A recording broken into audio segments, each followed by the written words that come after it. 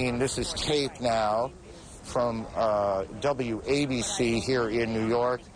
Their crew shot this picture as you see fire trucks and firefighters, rescue personnel at the Trade Center about 30 blocks from where we are right now. And you can see these huge columns of smoke coming off of the front tower and then a bit from the back. As you see, again, the crews working their way towards the tower themselves. It was 1993 that I suspect many of these same firefighters converged on these very same towers after the bombing in the garage level. Help me with this, but I'm pretty sure it was in the garage when a Ryder truck came in and blew up in the garage. I'm not sure it was a Ryder truck, but a truck came in and blew up in the garage. And that was in 1993. Center, we heard a big bang, and then we saw smoke coming out, and everybody started running out, and we saw the plane on the other side of the building, and there was smoke everywhere, and people are jumping out the windows. Over there, they're jumping out the windows, I guess because they're trying to save themselves. I don't know.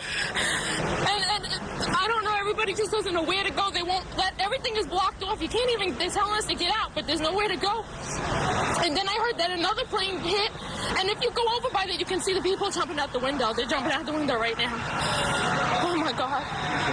All right, ma'am, thank you. That is one of the witnesses to these extraordinary events this morning here in New York.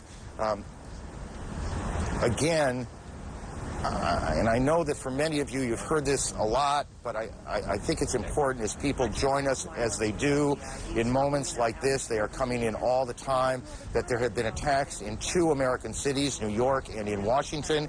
The trade centers here in New York have been hit by airplanes. In Washington, there is a large fire at the Pentagon. The Pentagon has been evacuated. And there's, you can see, perhaps the second tower, the front tower, the top portion of which is collapsing. Good Lord.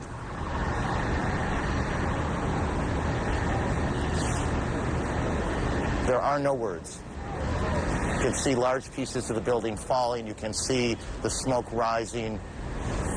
You can see a portion of the side of the building now just being covered on the right side as I look at it, covered in smoke.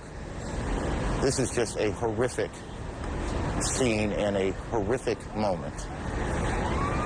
The president, who is in Florida today, is en route back to the White House. He took off a short time ago. The White House itself has been evacuated on the basis of what the Secret Service says was a credible threat on the mansion itself.